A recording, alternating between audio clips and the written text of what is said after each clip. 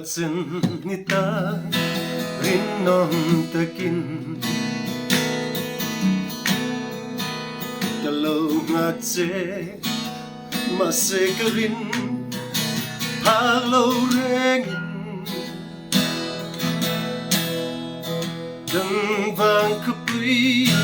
lamang ilaw Let leniya Tan trắc na Ninh khen tu mày Alo nisi Katwara Vang vui lâu chim Tuar dâu hian Cả hình vi nên hoa Tan ka rin na Kon may mo Thay coi bia thu nung ka Chia non pon Trên thu reng Reng om lâu Cần vang kapui lamang ilaw Let leniyan Melmaan ka itong sual nge Min lo derso Katwara Van pui lâu chim Tuar dâu hian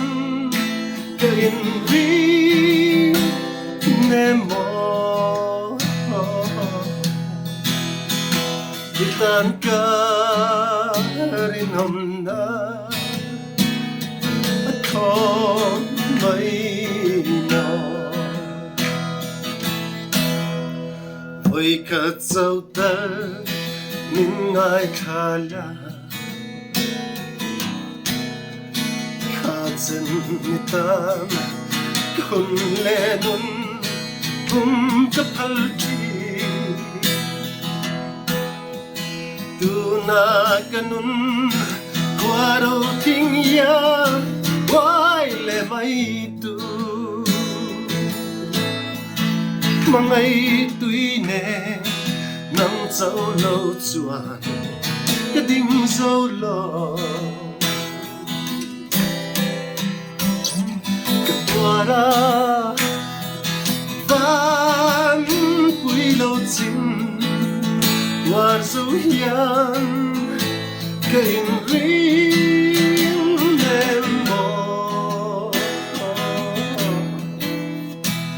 Tan ka rin hôm na Kon may mo